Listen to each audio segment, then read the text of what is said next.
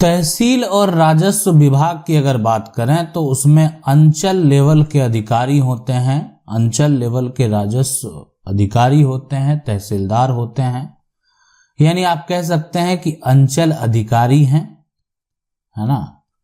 आपका जो अंचल क्षेत्र है उसके वो अधिकारी हैं। अब अंचल अधिकारी की अगर बात करें तो वहां पर जो है आप अपनी प्रॉपर्टी संपत्ति का क्या करते हैं, टैक्स जमा करते हैं।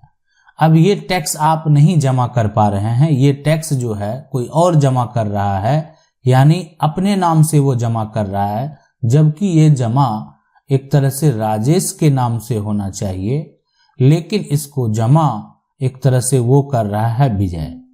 ठीक है, ये समझ लें। तो अगर ऐसा होता है तो मान लेते हैं एक को क्या करना पड़ेगा, मान लेते हैं राजेश जो है वो गलत तरीके से कटा लिया, ठीक है, विजय का कटना चाहिए। अब आप ये मत कहेंगे कि गलत कैसे कटा सकता है कोई, ठीक है, गलत हो सकता है किसी कारण बस त्रुटि से भी राजेश के नाम पर जो है वो प्लॉट का नंबर ही डिफर हो गया चढ़ाने में, उसका वही नंबर कट रहा है, ये भी बहुत सारे कारण हो सकते हैं, ठीक है, या कोई फर्जीवाड़ा किया गया है उसको ये कह सकते हैं, लेकिन विजय के नाम से कटना चाहिए। तो अब इस समस्या का हल कैसे निकलेगा, ये अगर ऐसा समस्या से कोई जूझ रहा है, इस समस्या से कोई परेशान है, तो आखिरकार उसका हल कैसे निकलेगा। सर जी करें कुछ नहीं कर रहे हैं, सर सीओ कुछ नहीं कर रहे हैं, फर्जी रसीद कटवा रहा है, मेरा जमीन का नेम कैसे हटेगा। ठीक है, देखें अगर मान लेते हैं आपको पता है कि फर्जी जमीन है ना, जमीन का रसीद जो है कट रहा है ना, रसीद कट रहा है, तो आप क्या करेंगे, उस जमीन के रसीद के एक तरह से जो भी आपका है उसका एक इंफॉर्मेशन जो है आपको निकाल लेना है, और उसके बाद जो है जिला कलेक्टर के पास या एडीएम कोर्ट में जो है आप क्या करेंगे, यहाँ पर केस फाइल करेंगे। यानी केस फाइल करेंगे कि आपके साथ जो है फर्जी जमीन रसीद ये कटाया जा रहा है। पर ये प्रक्रिया पहले आपको एडीएम कोर्ट में ही कर देना है, ताकि वो आपका जो सिचुएशन है उसका हल निकल सके। अब नहीं जाएंगे आप वहां पर, मान लेते हैं पहला प्रयास तो आपको वहीं पे करना चाहिए, नहीं हल निकलेगा तो फिर सिविल कोर्ट आपको जाना है, ठीक है।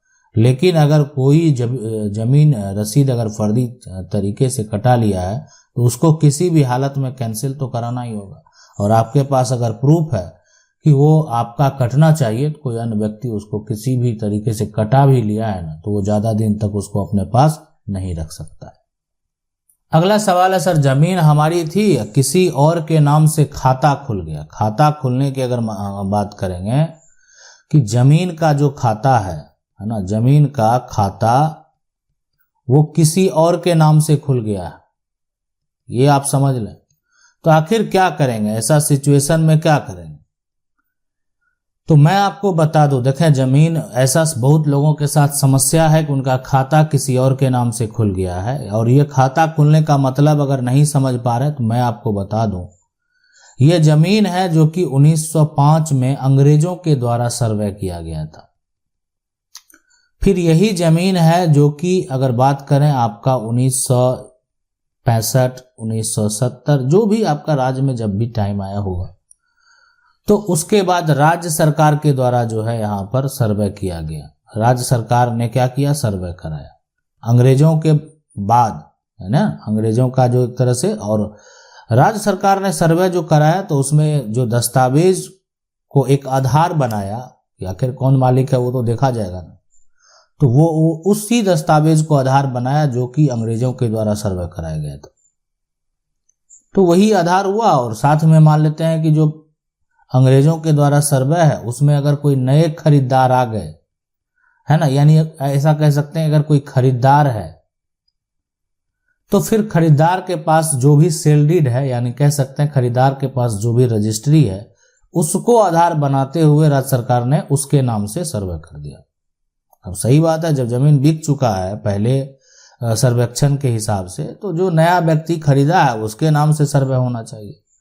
लेकिन समस्या क्या है कि अगर मान लेते हैं खाता दूसरे आदमी के नाम से अगर खुल गया है, दूसरा आदमी बेच भी दिया, कुछ भी कर दिया, तो अब आपको करना क्या है, सिविल कोर्ट में जो है एक तरह से जाकर एक तरह केस फाइल करनी है और उसके ऊपर केस फाइल करनी है जो जिसके नाम से खाता खुला है, उसके ऊपर केस फाइल करनी है जो उस संपत्ति को खरीदा है।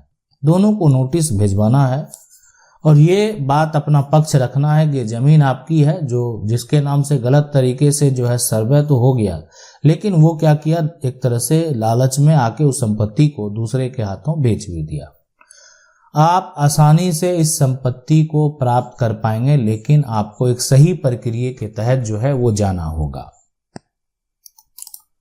अगला सवाल ये कह रहे हैं सर, मेरा समस्या है कि मेरे पास खतियान है लेकिन जमीन किसी और के नाम से। अगर हम खतियान कैसे करेंगे तो हमको क्या डॉक्यूमेंट लगेगा? सिर्फ खतियान, जमाबंदी अंचल में नहीं मिलता है।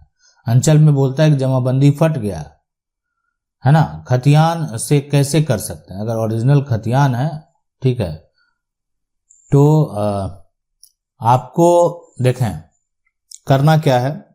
अब आपको जो है जमीन जो किसी और के नाम से अगर आपको दिखा रहा है तो आपको सिविल कोर्ट में जो है, अब जिसके नाम से जमीन दिखा रहा है एक बार जाके पहले पूछ लेना है उससे भी कि ये जमीन आपको कैसे मिला। अगर व्यक्ति सही होगा, जेन्युइन होगा, तो वो दस्तावेज दिखाएगा, आप उसको वेरीफाई कर लेंगे। लेकिन हाँ, इसलिए गलत आप आरोप ना लगा दें। अगर हो सकता है कि आपके पास जानकारी ना हो, लेकिन अगर आप जानकारी है कि वो जमीन आपकी है, खतियान में जो जमीन मौजूद है वो आपकी जमीन है, आपके पूर्वज ने नहीं बेची है, आपके दादा ने नहीं बेची है, आपके पिता ने नहीं बेची है, आपके परदादा ने नहीं बेची है, ठीक है, इसलिए कि बेचने के बाद भी खतियान में दर्ज है, उसके पास तो रजिस्ट्री है। अगर ये बात से आप सहमत हैं और ये बात अगर एक तरह से साबित कर सकते हैं कि ऐसा कुछ भी नहीं हुआ है, तो मैं आपको बता दूं, तब आप जो है आरोप लगा सकते हैं, केस फाइल कर सकते हैं। ओरिजिनल खतियान अगर आपके पास है, जमीन जमाबंदी फट गया, जो भी हो गया है, आप म्यूटेशन का एक आदेश लेकर जाएंगे, आपका म्यूटेशन होगा अगर आपके पास खतियान है तो। अगला सवाल है, मैं यूपी के मऊ जिला का रहने वाला हूं। मेरे दादाजी ने जमीन आज से लगभग 30 से 35 साल पहले किसी व्यक्ति को बेच दिए थे। लेने वाला व्यक्ति ने जितना बेचा गया था उससे अधिक जमीन कब्जा करके किसी और को बेच दिया। अब हमको पक्की पैमाइश करवाने से पता चला कि जब कब्जा करने गए तो वो लोग आकर रोक दिए। जमीन में बाउंड्री करा रखी है, उससे क्या करें? नहीं, देखें, बाउंड्री करा रखी तो बाउंड्री तोड़ना है और बाउंड्री तोड़ने के लिए कोर्ट जाना पड़ेगा। बिना कोर्ट के आदेश का बाउंड्री किसी का ना तोड़े, नहीं तो आप पर वो हो सकता है आपराधिक मुकदमा दर्ज करा दे, आप समस्या उत्पन्न हो सकता है। कोई जमीन को अगर बाउंड्री करा लिया है, अब सबसे बड़ी बात है, जितना जमीन जो है उसको आपने बेचा है उससे अधिक वो नहीं बेच सकता।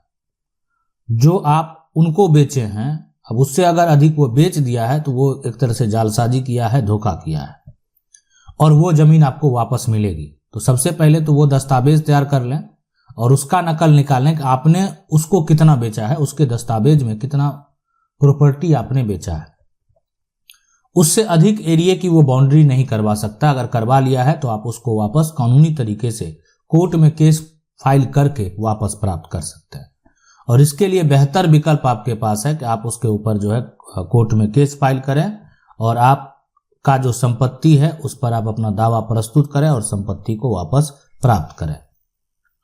अगला सवाल है, मेरे नाना की जमीन है, मामा नहीं होने के कारण माँ को मिला घर बनवाया, एक जो है यहाँ पर लट्ठा के बराबर जमीन छोड़ी गई थी और अपने आने जाने के लिए पड़ोसी घर बनवा रहे हैं, पूरा कब्जा कर रहे हैं, कहने पर भी नहीं मान रहे हैं, क्या किया जाए? सारे पेपर हमारे पास हैं, प्लीज सर बताएं।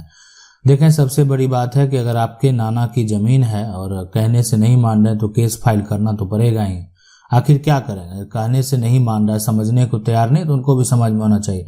अब सीधी सी बात है, आपका नाना का संपत्ति का जितना भी हक होगा, अगर आपके मामा नहीं है ना, तो वो उसका हिस्सेदार आपकी माँ होगी, और अगर यानी उनकी बेटी होगी, और उनका आपके नाना का जितना भी संपत्ति होगा, है ना, जमीन जो छोड़ी गई, ऐसा नहीं है कि मान लेते हैं कि जो सिर्फ घर बनवाने के लिए जो जमीन है वही माँ को मिलेगा, बिल्कुल नहीं। जो खेती वाली भी जमीन है, जो भी है, इसलिए कि जो पिता है, पिता का संपत्ति का उत्तराधिकारी है बेटी, और यहाँ पर तो बेटी इकलौती ही है और कोई है ही नहीं, या उनका एक बेटा है ही नहीं। तो अगर ऐसा कोई नहीं है परिवार में तो कानूनी तौर पर वो उस संपत्ति के हकदार हैं और उस संपत्ति से उनको जो है कोई वंचित भी नहीं कर सकता है। आशा करते हैं वीडियो अच्छा लगा होगा। वीडियो को लाइक जरूर कर दें। चैनल को पहली बार देख रहे हैं, सब्सक्राइब करके जो बेल आइकन है उसको जरूर दबा लें। मिलते हैं अगले वीडियो में, तब तक के लिए जय हिंद।